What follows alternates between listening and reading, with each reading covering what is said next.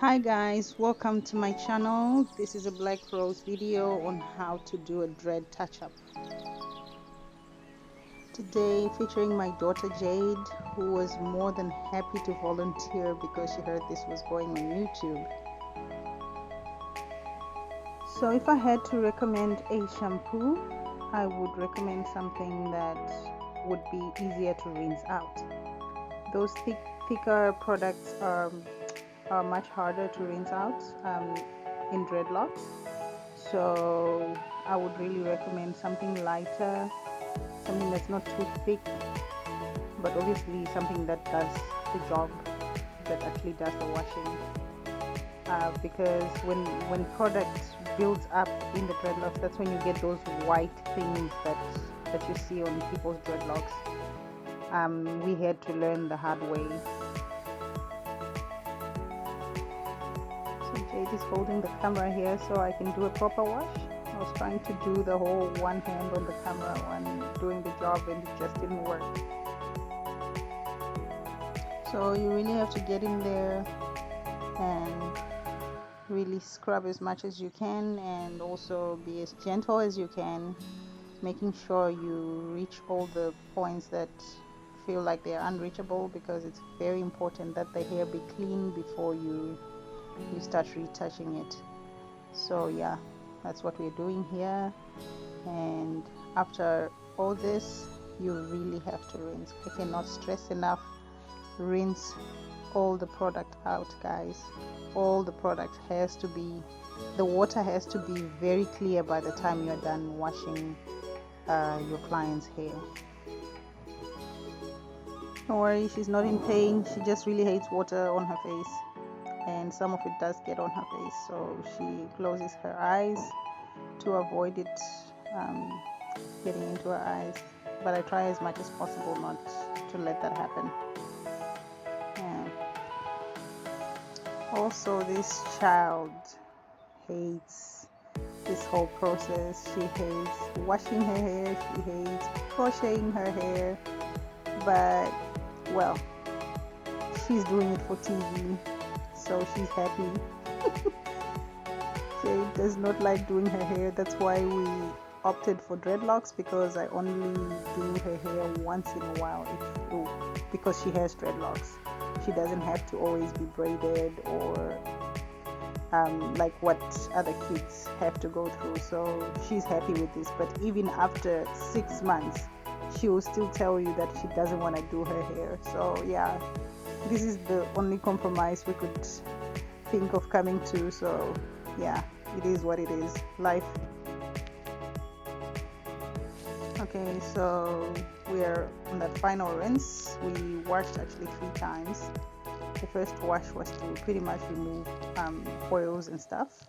The second wash, you could actually see some foaming, and the third wash was much more cleaner. And now we are just making sure all the hair, all the shampoo is out. You see I touched there with my hand, had some shampoo on it, so I had to kind of re-rinse that area. But when you touch the dreadlock, you should not feel any slip or anything like that. It should just feel very clean with no soap in it.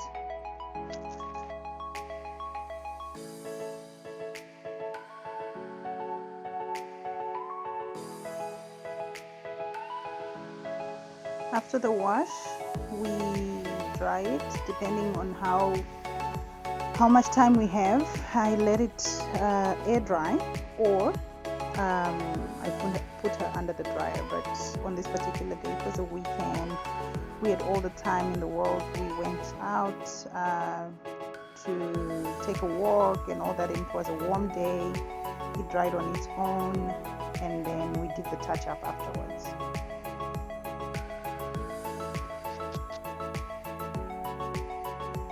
Okay, so I have 2 ways that I use when I'm doing dreadlocks.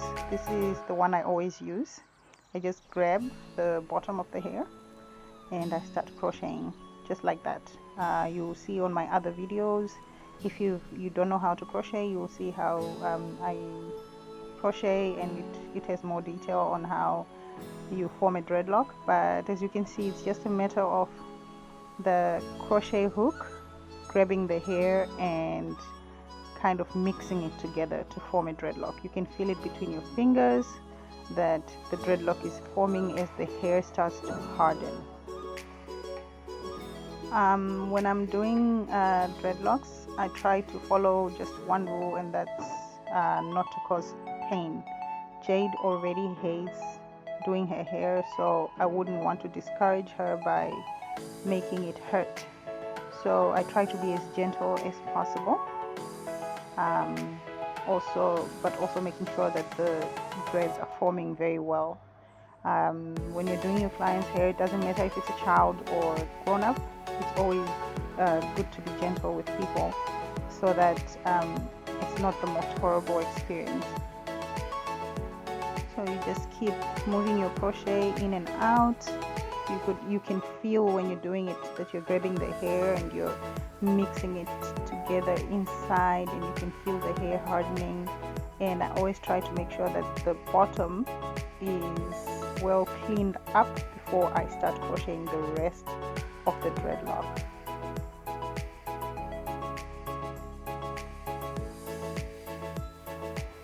Okay, so now that the bottom is done, now I work on the rest of the dreadlock, because remember there was a lot of hair at the bottom and I've only done the bottom. Now I'm doing the rest of the loose hair that's still not formed into a dreadlock. So I just keep my crochet going up, and as I go, the loose hair also becomes a dreadlock as I keep crocheting it.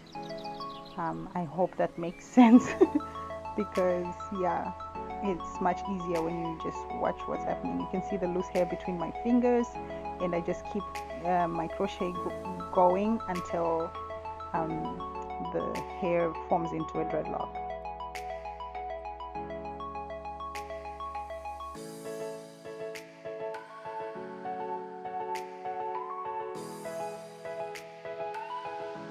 The second method is not all that different, except you look for a loose piece of hair close to the dreadlock that you want to do, and you use that to tie the bottom of the dreadlock. That way it makes it easier to hold the hair together, also makes it tighter and neater. But in this case I didn't make it that tight. You can keep tying it around. It makes it tighter and neater.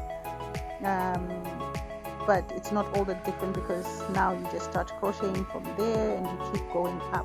This makes it easier if it's not easy for you to grab the hair on your own. It makes it easier to keep all the hair together as you crochet it.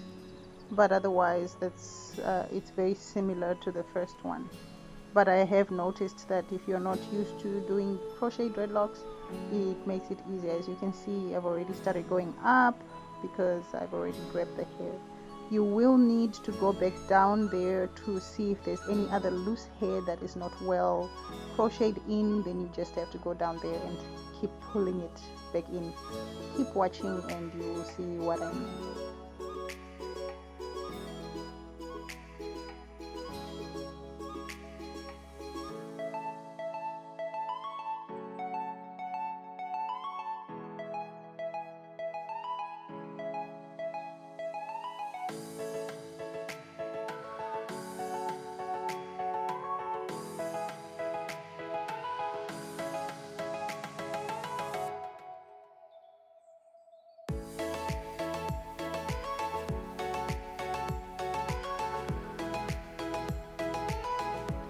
Again, this is a child's hair that I'm doing, so there's no need to go all neat and tight.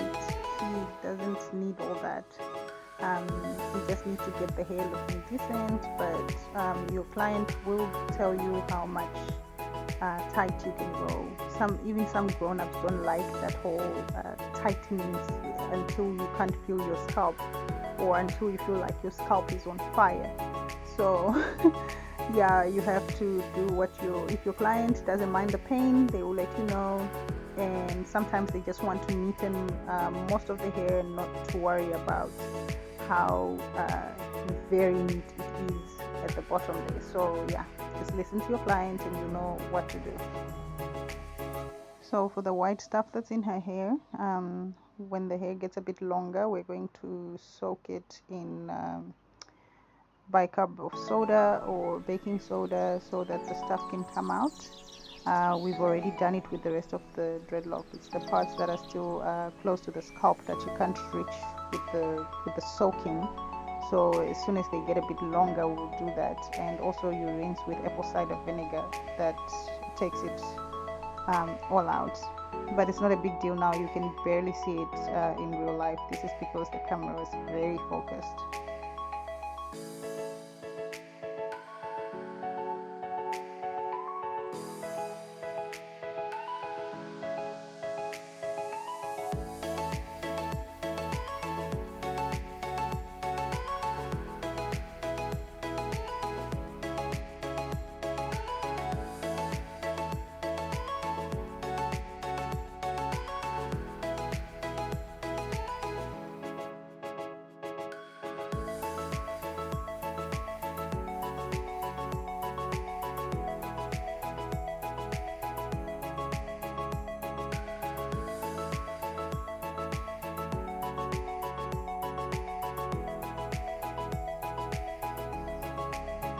Yeah, so we're halfway done, and you can see the untouched dreadlocks and the retouched dreadlocks. You can see the difference, and you can see that I've done the best I can without hurting her.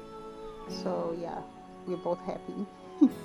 So you just keep going, and there we go, we're almost done, and someone is happy to be almost done and ready to go play, because you know that's what life is about. Yeah, and we're done. So yeah, let me know if you have any questions, or if you want me to make another video that can explain something else. But this is pretty much what you do until you're done. And we usually wait a few days before we style, because her scalp will still be a little bit sensitive.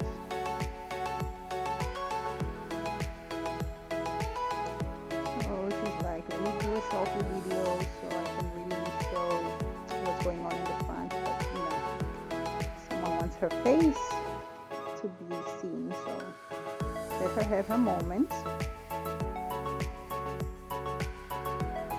There we just did a little style to show what this hair can do. Yeah, that's usually what we would do for school, so that the hair is not in her face. Anyway, thank you guys for watching. That was it on how to touch up dreadlocks.